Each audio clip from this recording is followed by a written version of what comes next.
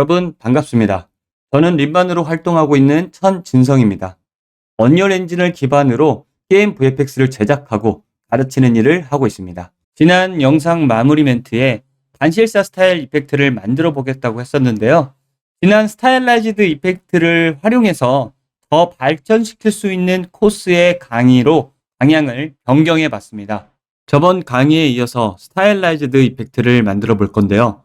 시퀀서에서 전기 속성의 강력한 무기를 투척하는 스킬을 연출하고 언리얼의 카오스 시스템을 활용하여 피격된 오브젝트를 더 멋지게 파괴하는 방법을 알려드리겠습니다.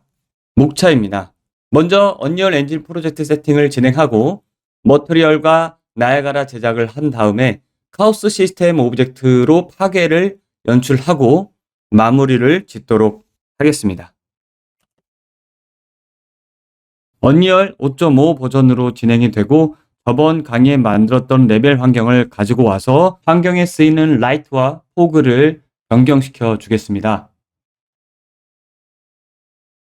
새롭게 시퀀서를 추가해서 스켈레탈 메쉬를 배치하고 무기를 투척하는 애니메이션 그리고 무기를 되받는 애니메이션을 설정했습니다.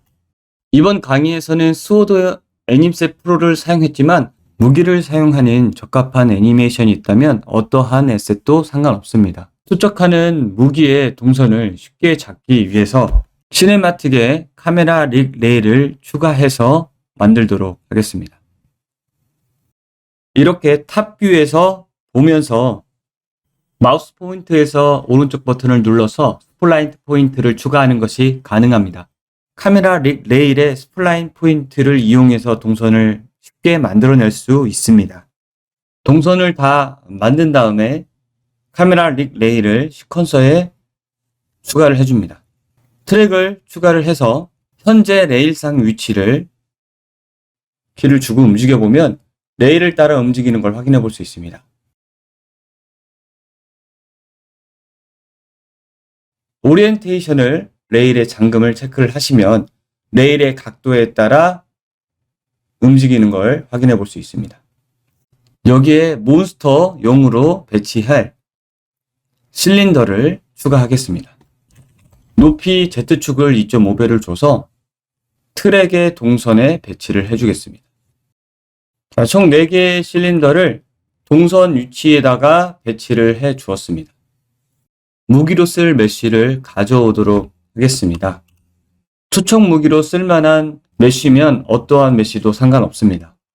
이 무기를 레벨에서 배치를 한 다음에 중심 부분의 피봇을 확인하고 시퀀스 트랙에 추가해서 어태치 SKM의 웨폰 아래다가 위치를 리셋해서 붙여 넣어줍니다. 시퀀스 트랙에 맞춰 조절하고 무기의 각도도 알맞게 조절해 줍니다.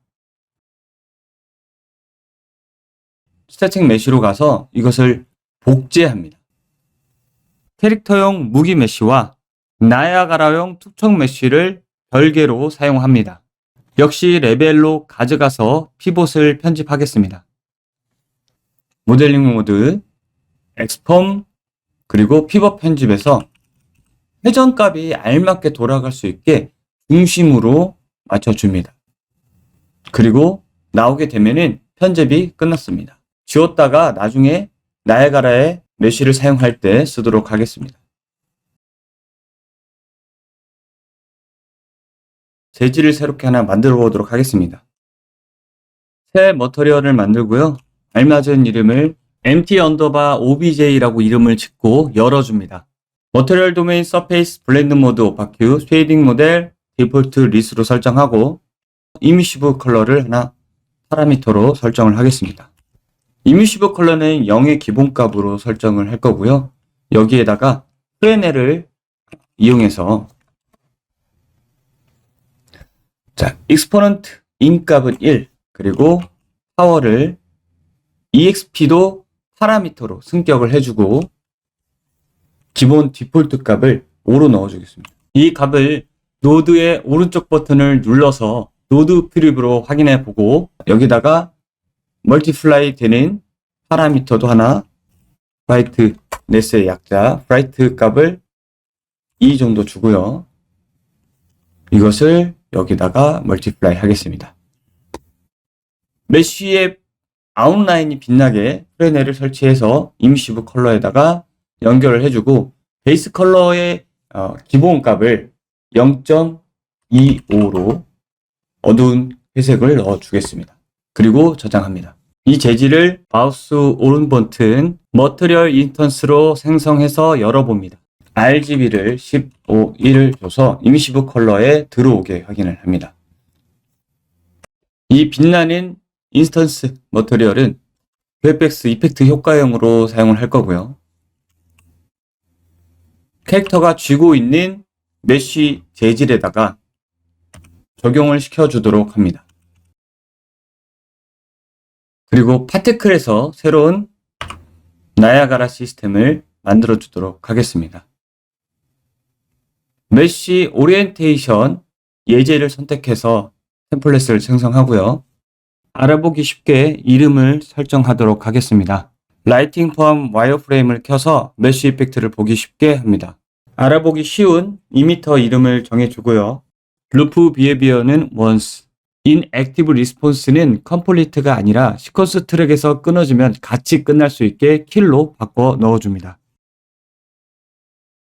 라이프 타임은 5초로 주고 이니셜 메쉬 오리엔테이션은 필요 없어서 지우겠습니다. 자, 여기서 쓸 메쉬는 두 번째 파티클용 메쉬를 사용하시면 됩니다. 자, 여기에서 메쉬 오버라이드 활성화를 하고 오버라이드 할 머티리얼은 두 번째 역시 empty 언더바 obj vfx를 넣어주도록 합니다.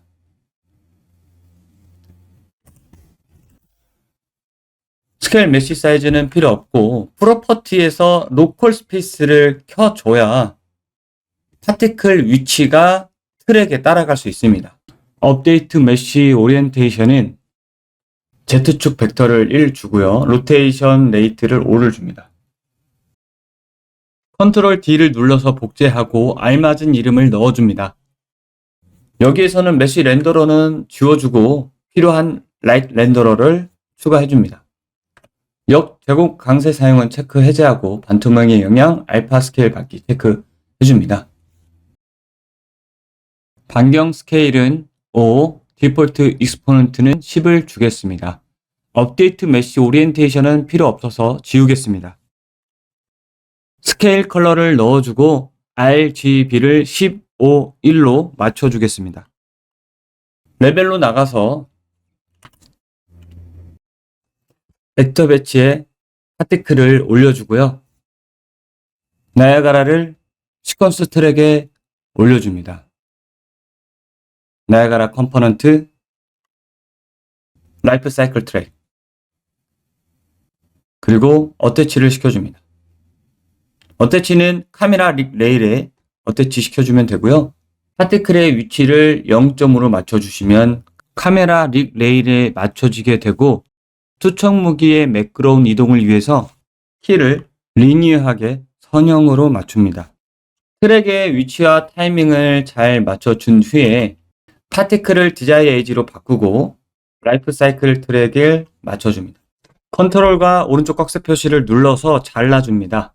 무기도 액트에서 게임 숨김을 체크하고 타이밍에 맞춰서 투척할 때 무기가 사라지게 했다가 되돌아왔을 때 무기가 다시 나타나게 맞춰줍니다.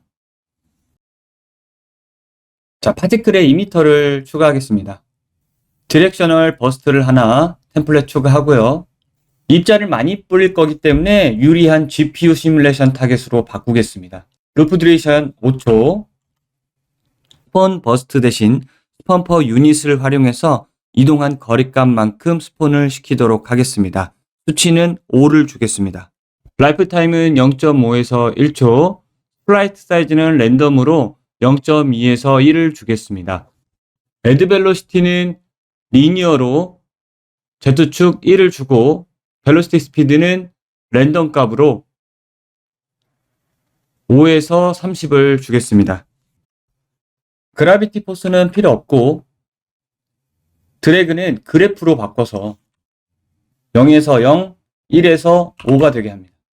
스케일 컬러는 리니어 컬러 커브로 바꾸고 이 앞에서 줬던 라이트 컬러와 같이 10, 5, 1 RGB를 주고 배수를 많이 곱해서 밝게 하겠습니다.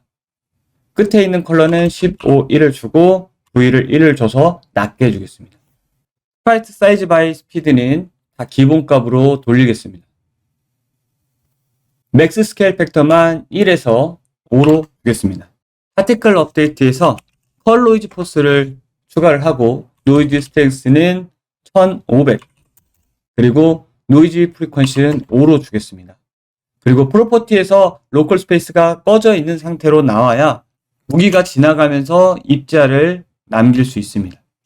이제 기존 강의에서 만들었던 번개 이펙트를 가져다 사용을 하도록 하겠습니다. 이미터를 카피해서 컨트롤 C 무기 나야가라에다가 컨트롤 V 붙여넣기를 해주겠습니다. 가져온 이미터를 컨트롤 D 눌러 복제합니다. 하나는 투척된 무기로부터 뒤쪽으로 흐르는 리본 전기, 또 하나는 무기로부터 바닥으로 꽂히는 전기를 표현하겠습니다. 먼저 이건 숨겨두고요. 이름을 바꿔주겠습니다. 이미터 스테이트에서 원스로 바꾸고 루프 듀레이션은 5초로 주겠습니다. 여기서 빔 이미터는 필요가 없기 때문에 리본으로 쓸 거기 때문에 빔에 관련된 모든 것들을 지워줍니다. 또한 스폰 버스터를 쓰지 않고 스폰 레이트를 사용하도록 하겠습니다. 스폰 레이트의 개수는 50입니다. 라이프 타임은 0.2초로 단일값을 주고요. 리본의 크기는 리본 위드 값은 5. 컬 노이즈 포스의 값은 기본 스트렝스를 2000으로 주고 노이즈 프리퀀시는 10으로 쓰고 컬러즈 포스랑 지워주고요. 드래그는 50 그리고 컬러는 기존에 쓰던 컬러를 알트 드래그로 가져옵니다. 두 번째 컬러 키를 앞쪽으로 좀 당겨주겠습니다. 다이나믹 파라미터에서 파워는 3 포스 X는 0을 주겠습니다. 파티클 업데이트에서 움직임을 더 강렬하게 주기 위해서 지터 포지션을 주겠습니다. 지터 어마운트는 랜덤 값으로 1에서 4까지 주겠습니다. 프로퍼티의 로컬 스페이스가 체크가 해제되어 있어야 리본이 제대로 작동을 하고요. 필요 없는 렌더러는 다 지워주고 이슈 고침 해주겠습니다. 추가로 리본의 사이즈가 시간이 지날수록 작아질 수 있게 그래프를 줘서 스케일 리본 윗 값을 줄어들게 합니다. 레벨에서 확인하면 이런 전기 형태의 리본 트레이를 확인해 볼 수 있습니다. 그 다음 다이나믹 빔 이름을 빔이라고 넣어주고요. 루프 듀레이션 그대로 쓰겠습니다. 기존에 설정된 값들은 다 삭제를 하고요. 빔 스타트는 시뮬레이션 포지션의 기본값으로 빔 엔드는 우리가 직접 값을 설정해 주도록 하겠습니다. add vector to 포지션으로 넣어주겠습니다. 그래서 기준점은 시뮬레이션 포지션이고요. 그 시뮬레이션 포지션에서 벡터 값을 랜덤으로 줘서 시뮬레이션 포지션, 즉 이 무기의 위치로부터 빔이 흘러나와서 주변의 빔의 끝부분이 위치할 수 있도록 값을 설정해 주었습니다. 유즈빔 탄젠츠를 활용을 해서 각도를 만들 거고요. 여기서도 랜덤 레인지 벡터로 각도를 예민하게 소수점으로 줍니다. 이 부분을 카피해서 엔드 탄젠트에도 똑같이 적용을 해주겠습니다. 스폰 버스트, 빔의 개수는 랜덤 값으로 20에서 30으로 충분히 많이 주겠습니다. 라이프 타임은 0.1에서 0.2 그리고 리본 위드 값은 50 그리고 빔 위드 값의 스케일 커브를 1에서 10까지 주고요. 커브 값을 더 단순하게 마지막에 1.5까지 부드럽게 만져주고요. 가운데 키를 하나 추가해서 2까지 올려주겠습니다. 컬로이즈 포스는 1000에서 10. 업데이트 빔은 여기서 사용하지 않고 드래그를 사용하도록 하겠습니다. 그대로 사용하고 스케일 컬러는 옆에서 사용했던 거를 그대로 가져오겠습니다. 다이나믹 파라미터 파워는 3, 포스 X는 0에서 마이너스 0.3까지 내려가게 주겠습니다. 그리고 필요 없는 렌더러는 또 지우고요. 여기서 빔과 같이 라이트 렌더러를 사용을 할 거고 2에 30 스페큘러 스케일은 낮춰줍니다. 디퓨즈 스케일은 내가 쓰고 있는 스케일 컬러를 라이트 렌더러에 쓸 수 있는데 그만큼 리본 렌더러만큼 밝게 주면은 라이트가 너무 세지기 때문에 이 값을 통해서 라이트의 컬러를 매우 낮춰줄 수 있습니다. 이 내용은 언리얼 5.5 버전에서 확인할 수 있습니다. 자, 파티클 업데이트에서 스케일 빔 위드 값을 줘서 마찬가지로 빔이 얇아지면서 사라질 수 있게 해줍니다. 그래프를 부드럽게 주면 더 얇게 사라지게 할 수 있고요. 프로퍼티에서 로컬 스페이스가 꺼져 있어야 됩니다. 레벨에서 확인하면 바닥 주변에 전기를 흩뿌리는 걸 확인해 볼 수 있습니다. 이제 트랙을 알맞게 맞춰서 도끼의 빛나는 이미시브 컬러를 조절해 보도록 하겠습니다. 스태틱 메쉬 컴포넌트, 머터리얼 파라미터. 자, 우리가 넣었던 파라미터를 여기서 확인해 볼 수 있습니다. 이미시브 컬러. 이미시브 컬러는 받는 순간 굉장히 빛이 나게 할 거고요. 그리고 끝에서 빛이 완전히 소멸되게 키를 설정을 해줄 겁니다.